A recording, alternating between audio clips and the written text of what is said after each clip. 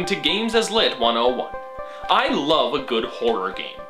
Interestingly enough, I don't really enjoy being scared, but fear is something that's hard to really get right. Simple mistakes can completely ruin the tension, and with how many movies and games resort to lazy jump scares and gore, I always appreciate seeing something that knows how to build dramatic tension and release it in a terrifying way.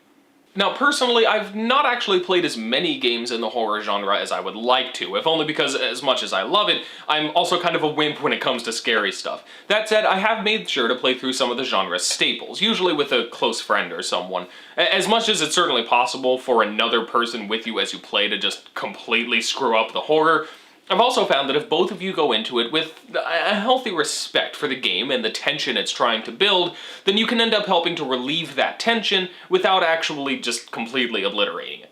Now, video games are unique for horror because they're interactive. Hey, you guys are learning. Indeed, as always, the thing that video games have that no other artistic medium does is the ability to interact directly with them. And in the case of horror, that's even a bigger difference than usual. In a movie or a book, you can freak out. It's alright. The scene will unfold how it unfolds. You can stop reading, or cover your eyes, or throw your popcorn in the air, and everything's fine. In a game, however, you don't have that luxury. Your ability to continue through the experience is dependent on your ability to act under pressure. As usual, there's a feeling of everything in the game happening to you. Not to some character on the screen or in the imaginary world beyond the pages, but to you directly. This kind of moment-by-moment immersion that video games excel at so much is one of the big things that makes interactive horror so effective. But a lot of the best horror games go one step further. You're not just playing a video game and everything around you in the game is scary. The actual mechanics of the game, the experience of play, will feed into the type of horror that the game is trying to provide to you. So for the sake of variety, I'm actually going to talk about two different examples of how this can work very well in a horror game. The first is Fatal Frame, a classic of the horror genre in which you explore a haunted mansion and discover the history behind horrible rituals gone wrong, all while being attacked by ghosts you can fight off only with a camera that defeats ghosts by exorcising them when it takes their picture. The second is Dead Space, a modern horror franchise that brought the action horror genre into the public spotlight and ushered in a new era of shockingly unscary action fluff masquerading as horror. Alright, sorry, I guess it's obvious, I don't like Dead Space very much. Really just talking about it in the same episode as Fatal Frame just makes my skin crawl, but look, they both do this thing, and they do it in different ways, and they do it pretty well, and it's pretty cool, so we're gonna talk about it. A given horror story usually has a specific type of fear it's trying to instill in you.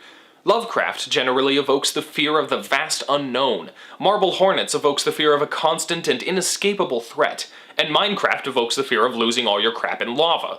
Now, a video game can of course get away with developing fear through the visuals and the narrative concepts and the setting, while the gameplay is just the stuff you do in the atmosphere created by those elements. But generally speaking, truly great horror design will actually use the gameplay and the mechanics to emphasize the conceptual source of the horror that the game is trying to create. In Fatal Frame, for instance, the source of fear in that story is the horrible unknown. You're always discovering the details of ancient, terrible rituals that left the spirits of the dead restless and violent from the trauma. The narrative fear in Fatal Frame comes in facing something horrible, and you can only escape it by understanding it and studying it. The use of the camera in the game, then, is a brilliant metaphor for that, and further contributes to the same kind of fear. When a ghost attacks, you have to actually go down from a cinematic third-person perspective down into first-person to look directly through the camera lens.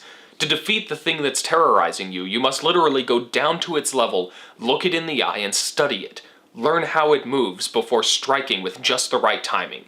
That's pretty brilliant for a game that's all about seeking out and understanding something horrible and terrifying. Obviously, I absolutely love the Fatal Frame series, and you can bet that at least one game in that series, and probably more, are going to be getting a literary analysis at some point.